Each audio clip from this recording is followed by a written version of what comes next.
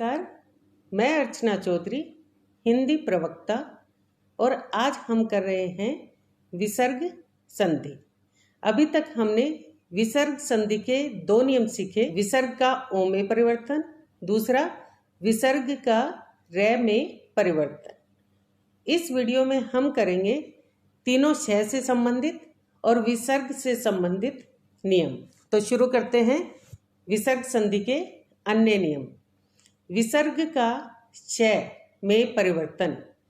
अगर विसर्ग से पहले कोई भी स्वर आ जाए और उसके बाद चैक और छय आ जाए या शय के बाद शय आ जाए तो विसर्ग शय में बदल जाता है।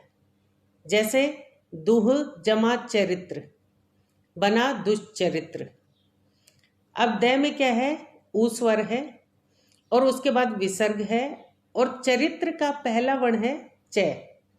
तो विसर्ग से पहले आ गया ऊ स्वर और उसके बाद आ गया च वर्ण। तो ये जो विसर्ग है वो बदलेगा शय में, क्योंकि इसमें हलंत लगा हुआ है। तो जब आप इसको शब्द में लिखोगे तो इसकी खड़ी पाई हट जाएगी और ये बनेगा दुष्चरित्र। एक और उदाहरण देखिए। नी जमा छल बना निश्छल। अब नी में क्या है? ई स्वर और ई स्वर के बाद विसर्ग है और छल का पहला वर्ण है छ। तो विसर्ग से पहले ई और विसर्ग के बाद छ। तो विसर्ग किस में बदलेगा? शय में। तो इस प्रकार ये बनेगा निश्छल, क्योंकि इसमें शय में हलंत है। जब इसको शब्द में लिखोगे तो इसकी खड़ी पाई हट जाएगी और ये बन जाएगा निश्छल। अगला नियम देखें। विसर्ग से पहले ई या ऊ हो। आपने पहले क्या देखा? कोई भी स्वर हो, इसमें क्या है?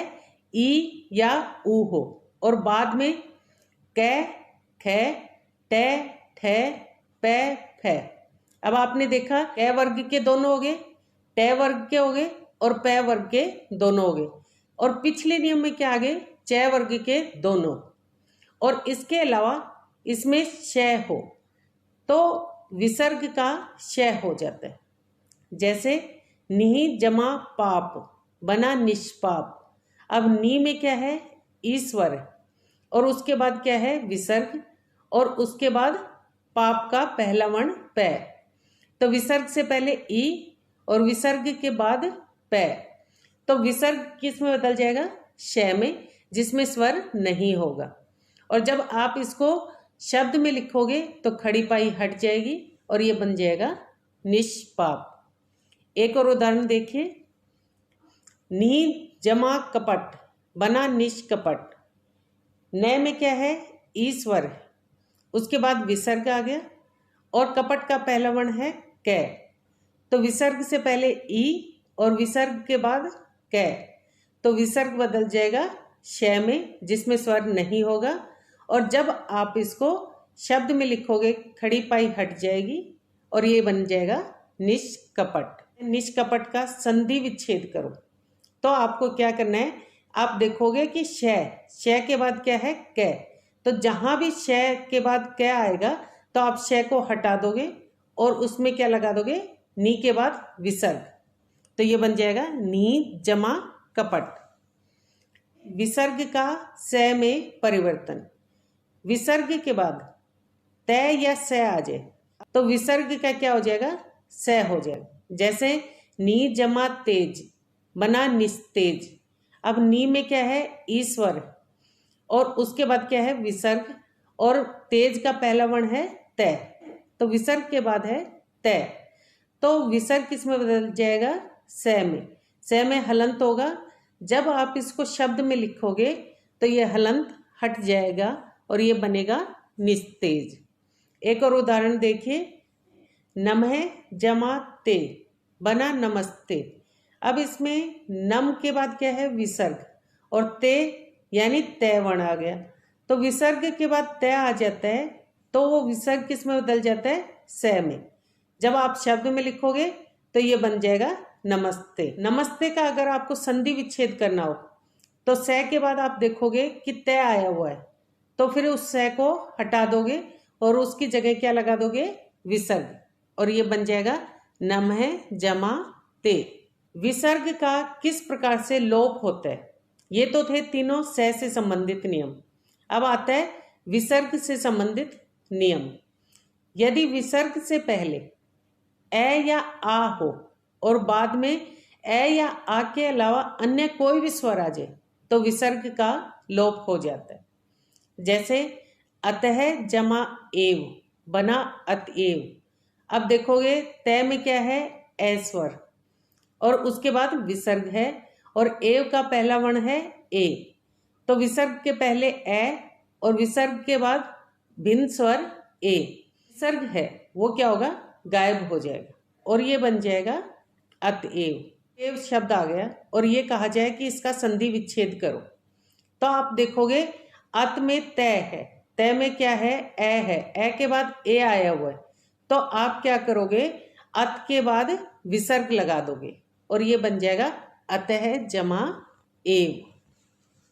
अगला नियम देखें, विसर्ग के बाद अगर रै हो तो विसर्ग लुप्त हो जाएगा और विसर्ग से पहले कोई भी लघु स्वर आएगा वो हमेशा दीर्घ हो जाएगा। आप इसको ऐसे भी देख सकते हो, दीर्घ स्वर है और उसके बाद रै है, तो वो जो दीर्घ स्वर है वो क्या हो जाएगा? लघु। जैसे नीरज है, नीरज मान लो आपके पास आ गया शब्द और आपसे कहा गया कि इसका संधि विच्छेद करो, तो आप क्या देखोगे?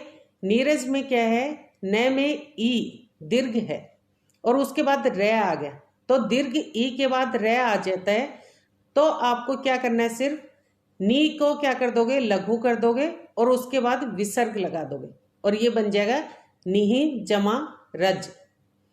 अब इसका हम करते हैं संधि विच्छेद से संधि। निहि जमा रज बना नीरज।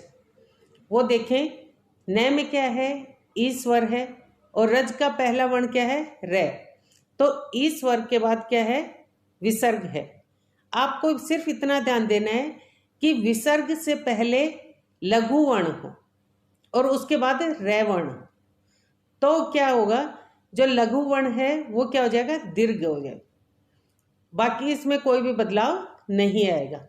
तो जैसे आप देख रहे हो न में जब दीर्घ ई जुड़ेगी तो वो बन जाएगी दीर्घ नी और इस प्रकार ये बन जाएगा नीरज। इसे एक और उदाहरण द्वारा स्पष्ट करते हैं।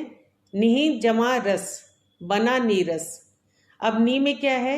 ई स्वर है, उसके बाद विसर्ग है, तो ई कौन सा है? लघु है और उसके बाद विसर्ग है, विसर्ग के बाद रै है, तो लघु को सिर्फ उसको दीर्घ बना देनी, तो वो ई लघु है उसको दीर्घ ई बना दो और न में जब दीर्घ ई जुड़ेगी तो वो बनेगा नी दीर्घ।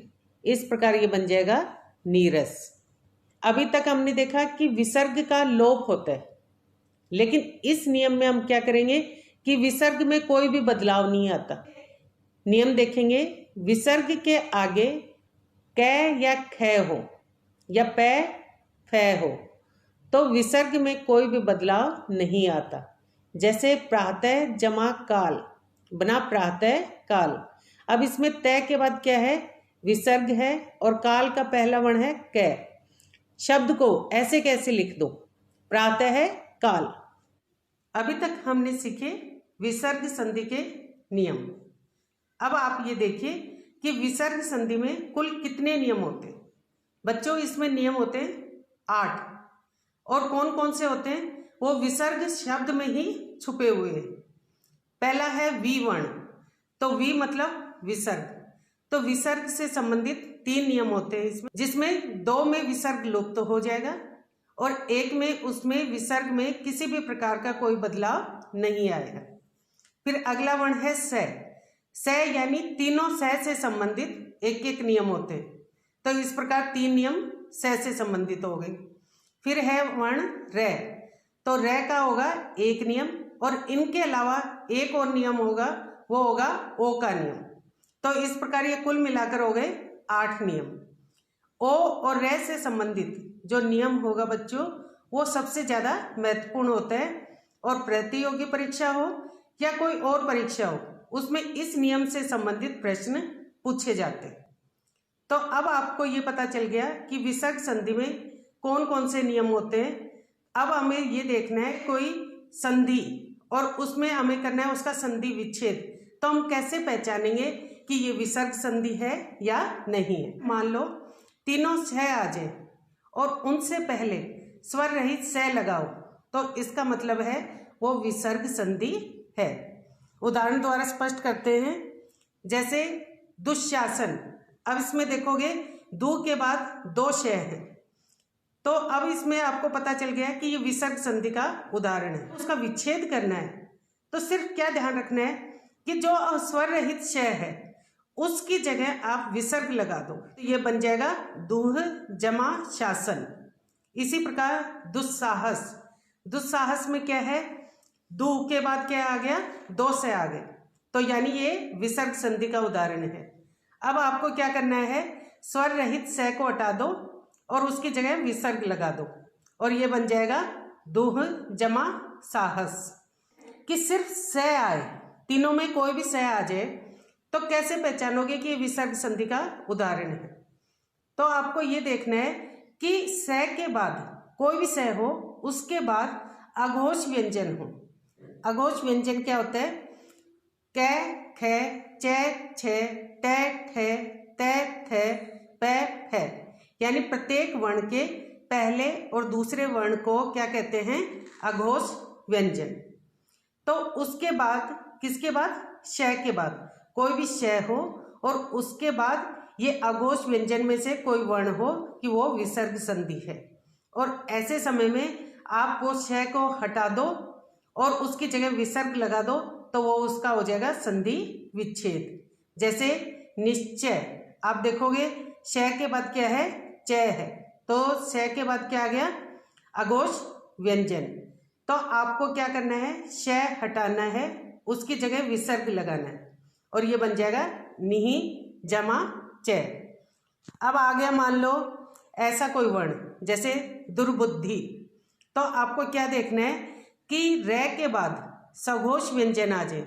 सघोष क्या होते हैं, वर्ग के तीसरे चौथे और पांचवें व्यंजन, और इसके अलावा य रे ले व इनमें से कोई आ जाए तो आपको क्या करना है, रे को हटा देना है और उसकी जगह विसर्ग लगा देना है। तो ये बन जाएगा दुर्बुद्धि का दुह जमा बुद्धि में रे की जगह आपने विसर्ग लगा दिया तो ये हो गया इसका संधि विच्छेद।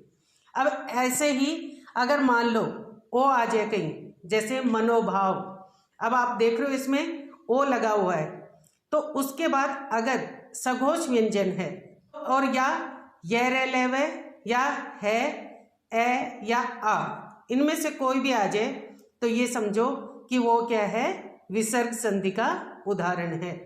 जैसे मनोभाव, तो ओ के बाद क्या आ गया, सघोष व्यंजन भय, ओ हटा दोगे और उसकी जगह विसर्ग लगा दोगे, ये बन जाएगा मनः जमा भाव।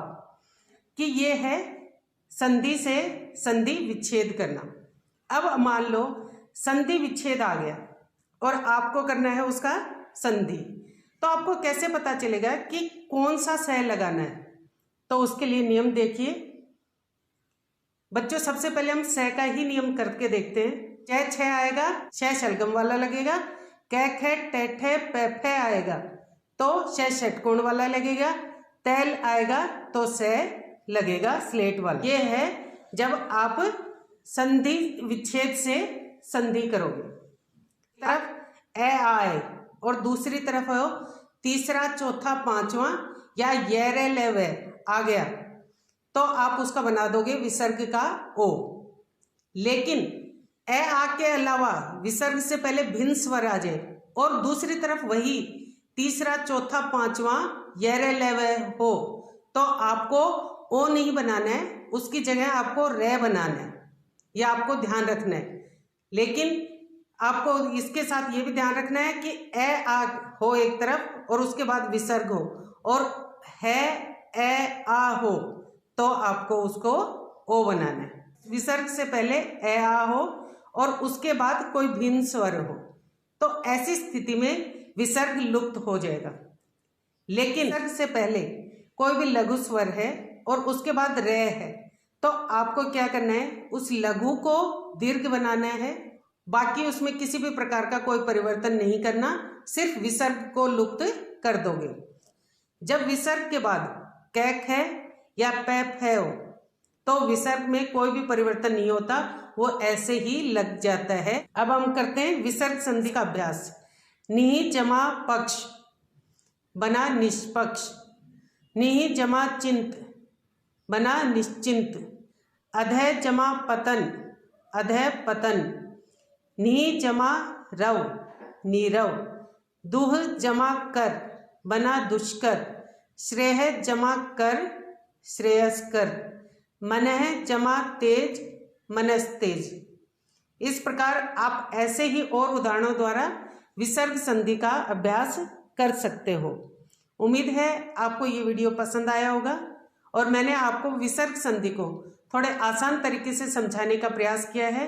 वैसे बच्चों, संधि जो है थोड़ा सा मुश्किल होता है, परंतु इतना भी मुश्किल नहीं होता कि अगर हम सीखना चाहें और उसको सीख नहीं पाए, तो आप इसका बार बार अभ्यास करोगे तो आप इसे आसानी से सीख सकते हैं। इस वीडियो को 2-3 बार देखिए ताकि आपको सीखना आसान हो जाए, क्योंकि जो संधि है वो आप 10वीं से लेकर 12वीं तक तो आता ही है। इसके अलावा किसी भी प्रतियोगी परीक्षा में आप बैठोगे तो उसमें भी संधि से संबंधित प्रश्न अवश्य पूछे जाते हैं। अगर आपको मेरे संधि से संबंधित अन्य वीडियो देखने हो तो मैं डिस्क्रिप्शन बॉक्स में उनके लिंक दे दूंगी, वहां से आप देख सकते हैं। अगर आपको ये वीडियो पसंद आया हो तो इसे लाइक करें, शेयर करें और अभी तक आपने सब्सक्राइब नहीं किया है तो इसे सब्सक्राइब करें। धन्यवाद।